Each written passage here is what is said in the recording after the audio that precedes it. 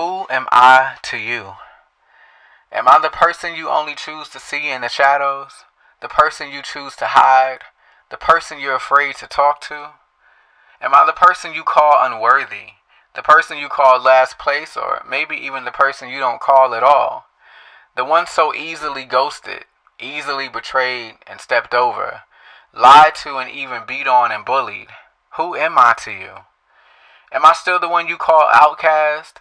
The one you named less than, unfavorable, an abomination, or a family stain? The one you called an embarrassment, lost, good for nothing, and untalented, and sometimes useless? Today, I like to consider myself as powerful, enriching, an architect of God's favor and grace, beautiful and perfectly made on purpose with God's best intentions at play, a leader of competent resilience and of demonstrated abilities of faith, focus, and love. I am not perfect, but I am also not yesterday's pain. I am not always right, but I am still worthy of righteousness. I am not always my best, but I am better than my worst. I am capable, strong, impactful, iconic, pursuant, competent, and adequate. I am enough because God said so. I am mighty because of my mother's motivation. I am here because my ancestors prayed for me to be. I am proud because I was once ashamed. I'm confident because of my father's footsteps. And I'm present because I was once lost. I am me. Crafted and covered in melanin kisses with lips molded from rose petals and eyes the color of cinnamon, wearing my invisible crown on a head that once hung lower than the sand, that once was scared to think out loud, to dream in the possible, or to live in the freedom that is me and that is mine, that comes from God, who made me aware of my value and my greatness, and who called me king.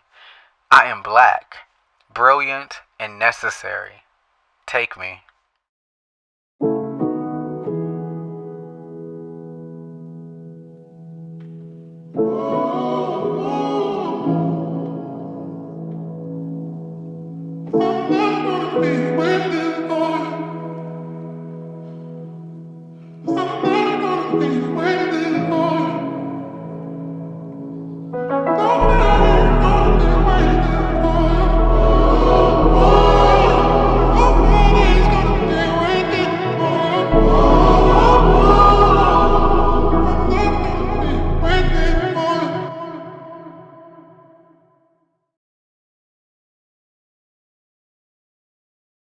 What is it to be black?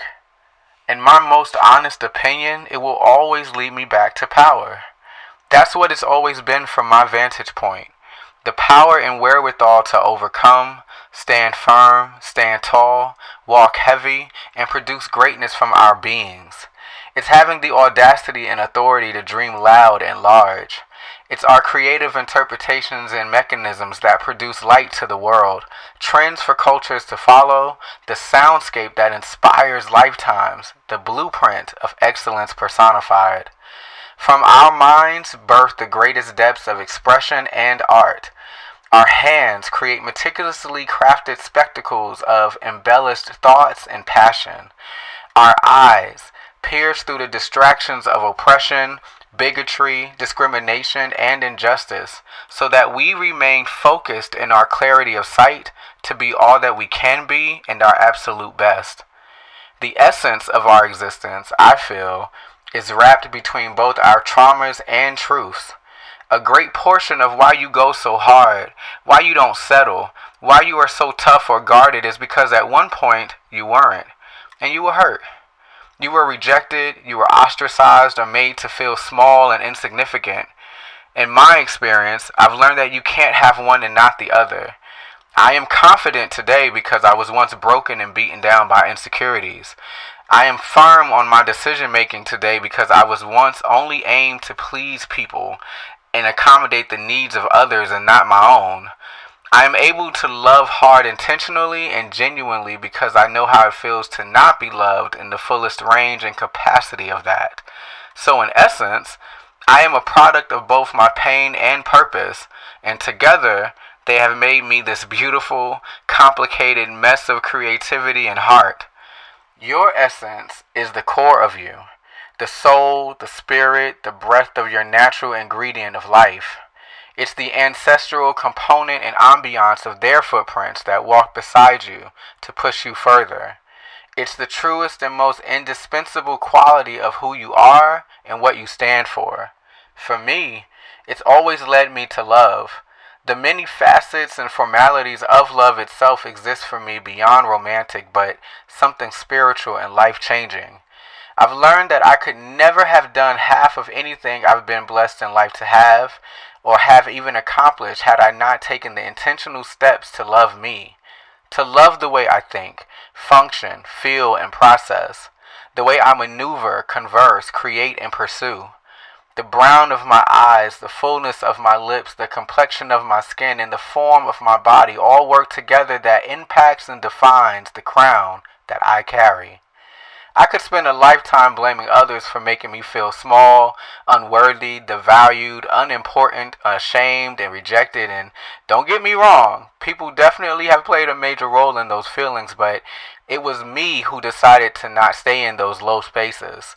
It was me who decided to change, and it was me who decided to live. I don't come from a background of unwavering support or unconditional love without actual conditions, so it's important for me to see better in me, to fully appreciate me, to authentically, genuinely care about me and find more reasons to believe in my worth in this world, because those are areas I once struggled to find and feel that from others. You have what it takes to make magic, because you are the magic. You have what it takes beyond the surface level scope of success, but to break generational imbalances and lack, because you exist to be that change and difference. You've survived survival mode, and if you haven't yet, then make a promise to keep living and going, because you will. You are not built to break. Your light, your story, your essence is valuable beyond yourself, but to the world that is waiting to be inspired by you. You are black and was created as already being enough.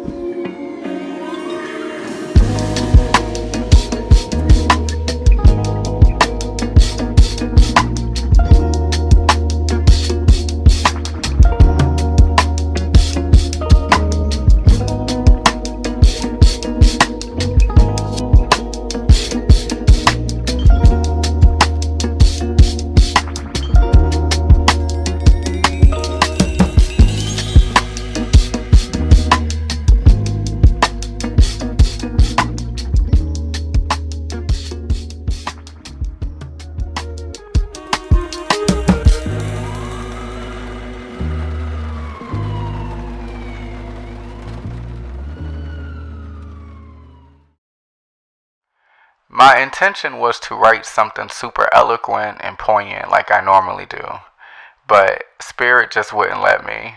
Like, every time I sat up to intentionally write something, I couldn't, so I'll just say what comes natural to me in this moment, and I hope you hear my heart.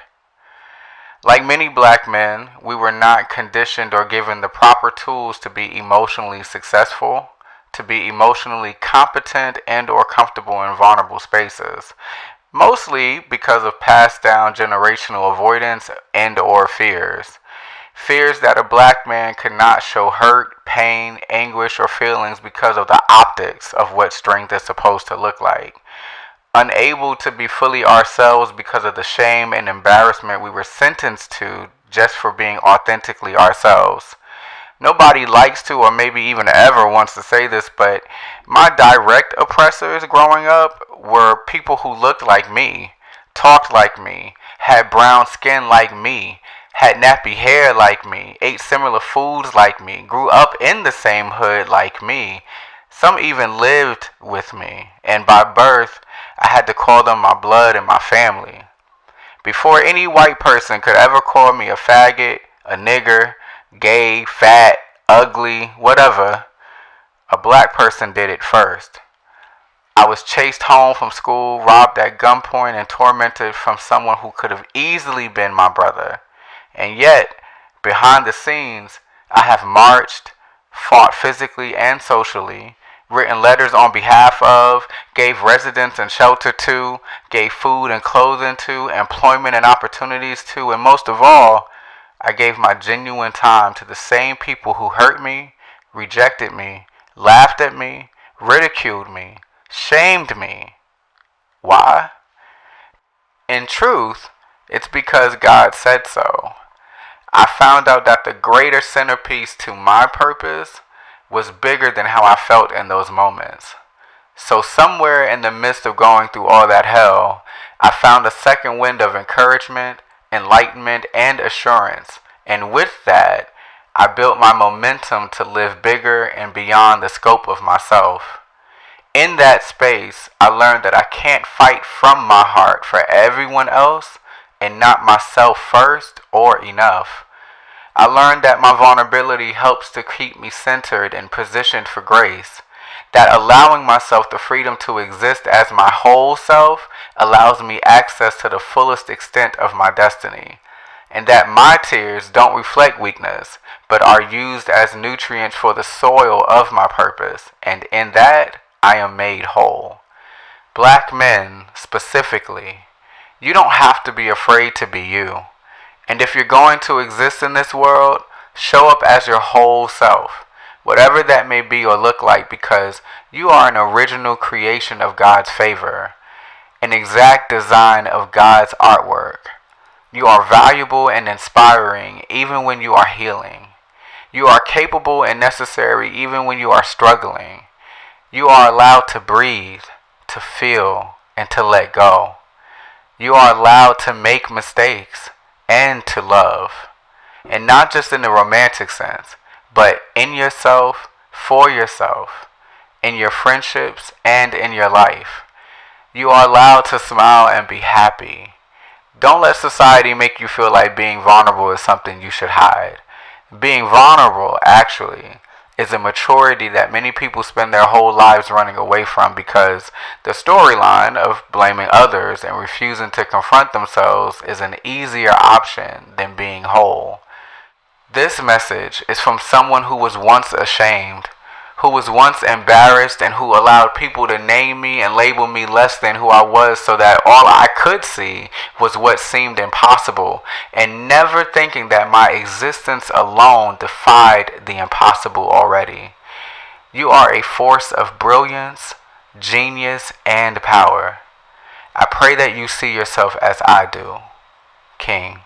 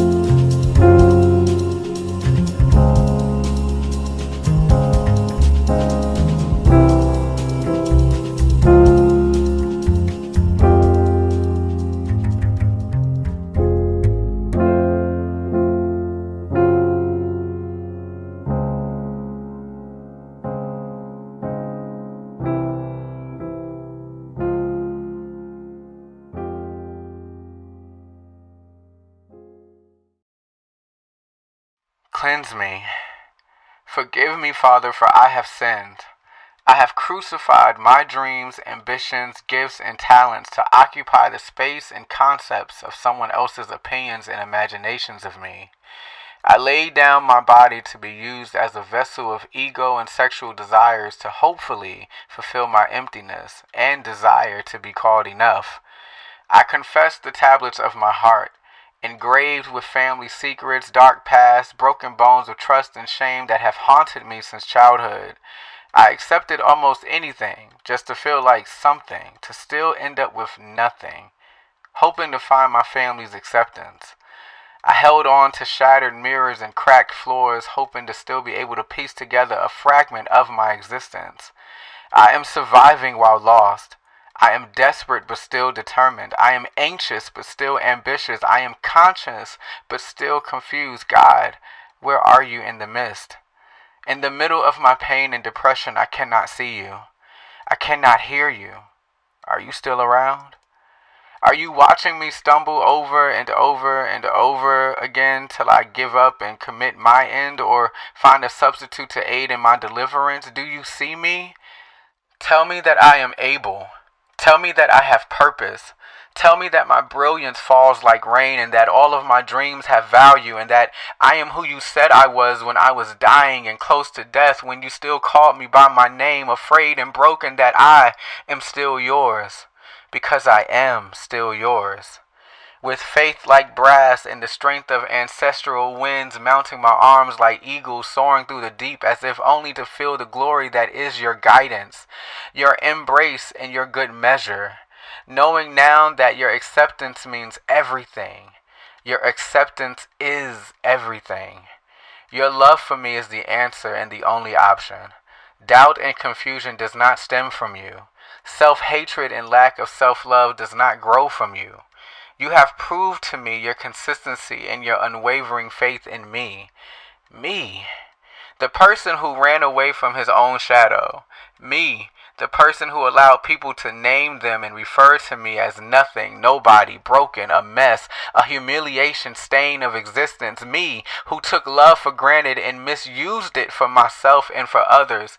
Me, who never saw worth in my eyes. You see life. Me, who never felt able to create. You saw purpose. I am here because you have kept me, because you count me as enough, because you love me. More than I ever thought to love myself and more than I ever felt deserving of. I am here because you said so.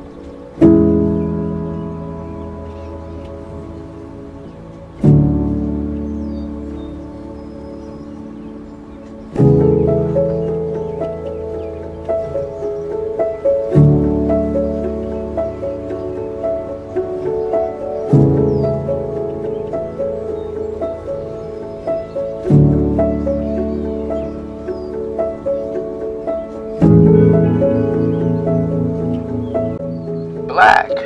Yes, I am black. With a birthright of royalty and skin sun-kissed by God's lips, granting me permission of passage to breathe life into my collection of dreams, goals, and ambitions.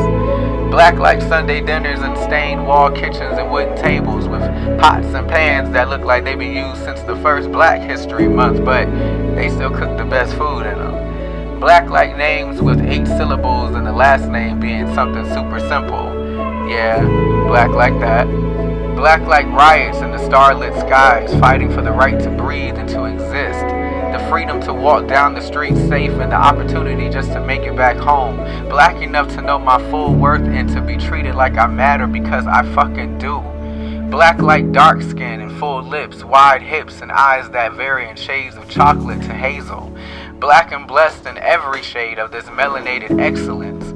Some would say the blacker the berry, the greater the experience, yet no matter our complexion or complexities, our very existence is the stem. Born on purpose, born beautiful, born black, and in God's favor. Take me.